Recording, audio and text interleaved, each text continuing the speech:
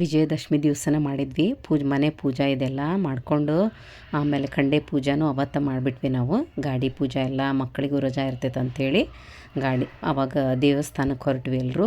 ಯಾಕಂದ್ರೆ ಮಗಳು ಫಾಸ್ಟ್ ಇದ್ದಲ್ಲ, ಅವತ್ತೆಲ್ಲ ದೇವ್ರ ಗುಡಿ ತುಂಬಿ ಅವಳು ಫಾಸ್ಟೂ ಬಿಡಬೇಕಿತ್ತು. ತುಂಬ ರಶ್ ಇತ್ತು ಫ್ರೆಂಡ್ಸ್ ಟೆಂಪಲ್. ಹಾಗಾಗಿ ಕ್ಯೂ ಹಚ್ಚಿ ದರ್ಶನ ಮಾಡ್ಕೊಂಡು ಬಂದ್ವಿ. ಚೆನ್ನಾಗಾಯಿತು ಪೂಜೆ ಎಲ್ಲ. ಆದರೆ ನಮ್ಮ ಹುಬ್ಳಿ ಥರ ಆಗಲ್ಲ, ಬನ್ನಿ ಗಿಡ ಇಲ್ಲ ಇಲ್ಲಿ. ಬಟ್ ಅಂದರೂ ಇಲ್ಲಿ ಹೆಂಗೆ ಸಂಸ್ಕೃತಿ ಪದ್ಧತಿ ಐತಿ ಅದ್ರ ಪ್ರಕಾರ ನಾವು ಫಾಲೋ ಅಪ್ ಮಾಡಿಕೊಂಡು ದೇವಿಗೆ ದರ್ಶನ ಮಾಡಿ ಉಡಿ ತುಂಬಿ ಎಡೆಯನ್ನು ಕೊಟ್ಟು ಚೆನ್ನಾಗಾಯಿತು ಪೂಜೆ. ತುಂಬ ಟೆಂಪಲ್ ಇವೆ, ಬಟ್ ನಮಗೆ ಹತ್ತಿರವಿರುವಂಥ ಟೆಂಪಲ್ಗೆ ಹೋಗಿ ಅಲ್ಲಿ ಅಗ್ನಿ ಕುಂಡಲನೂ ಹಾಕಿದ್ರು. ಅದರಲ್ಲೇನೂ ಆಹುತಿ ಕೊಟ್ಟು ಮತ್ತು ಮನೆಗೆ ಬಂದು ನಮ್ಮ ವಾಹನ ಪೂಜೆ ಸ್ಟಾರ್ಟ್ ಆಯಿತು. ಯಾಕಂದ್ರೆ 4 ವಾಹನ ಆದವು ನಮ್ಮ ಎಲ್ಲ ಪೂಜೆ ಮಾಡಬೇಕಂದ್ರೆ ತುಂಬ ಅಲ್ಲೆಲ್ಲ ಹುಬ್ಳಿಯಲ್ಲಿ ಆ ದಂಟೆಲ್ಲ ಏರಿಸ್ತಿದ್ವಿ, ಅದನ್ನೊಂದು ಮಿಸ್ ಮಾಡ್ಕೊಂಡ್ವಿ. ಬನ್ನಿ ಮುಡ್ಕೊಂಡು ಬರ್ತಿದ್ವಿ, ಅದು ತುಂಬ ಮಿಸ್ ಮಾಡ್ಕೊಂಡ್ವಿ. ಆ ವಾಹನಗಳ ಪೂಜೆ ಮಾಡ್ಬೇಕಾದ್ರೆ ಹಿಂಗೆ ಹೇಳಬೇಕು ಫ್ರೆಂಡ್ಸ್, ಕುಂಕುಮಾಂಕಿತ ವರ್ಣಯ ಕುಂದೆಂದು ಧವಲಾಯ ಚ ವಿಷ್ಣುವಾಹನ ನಮಸ್ತುಭ್ಯಂ ಪಕ್ಷಿರಾಜಾಯತೇ ನಮಃ ಅಂತ ಹೇಳಬೇಕು.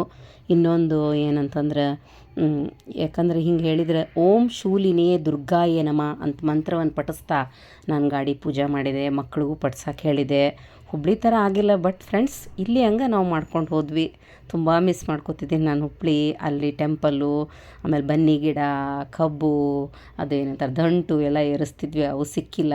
ಬಟ್ ನಮಗೇನು ಸಿಕ್ತು ಆ ಥರ ಏನೋ ಮಾಡ್ಕೊಂಡ್ವಿ ಫ್ರೆಂಡ್ಸ್. ಇದು ಅಪಾರ್ಟ್ಮೆಂಟ್ ಅಲ್ಲ, ಪುಣೆ ಬೇರೆ. ಸೊ ಇಲ್ಲಿರುವಂಗೆ ಖುಷಿಯಾಗಿ ನಮ್ಗೆ ಖುಷಿಯಾಗುವಂಗೆ ಎಲ್ಲ ಮಾಡ್ಕೊಂಡ್ವಿ. ಗಾಡಿ ಪೂಜೆ ಆಯಿತು. ಕುಂಬಳಕಾಯಿ ಹೊಡೆಯೋದು ನಮ್ಮ ಪದ್ಧತಿ. ಸೊ ಲಾಸ್ಟಿಗೆ ಎಲ್ಲರೂ ಬೆಳಗಿದ್ವಿ. ಆಮೇಲೆ ಮಗ ಕುಂಬಳಕಾಯಿ ಹೊಡ್ಕೊಂಡು ಆಮೇಲೆ ಖುಷಿಯಿಂದ ನನ್ನ ಗಾಡಿಯೆಲ್ಲ ನೋಡಿಬಿಟ್ಟೆ, ತುಂಬ ಖುಷಿ. ಹಾಗಾಗಿ ಗಾಡಿ ಹೊಡ್ಯಕ್ಕೆ ಬರಲಿಲ್ಲ ಅಂದರೂ ಅದ್ರ ಮೇಲೆ ಕೂತ್ಕೊಂಡು ಪೋಸ್ ಕೊಟ್ಟೆ.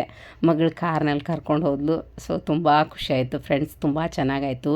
ಎಲ್ಲ ಗಾಡಿ ಪೂಜೆ ಮಾಡ್ಕೊಂಡ್ವಿ. ಮಗಳಂತೂ ಸೀರೆ ಉಟ್ಕೊಂಡು ಆಫೀಸ್ಗೂ ಹೋಗಿದ್ಲು ಫ್ರೆಂಡ್ಸ್. ಮನ್ಯಾಗೂ ಉಟ್ಕೊಂಡಿದ್ಲು.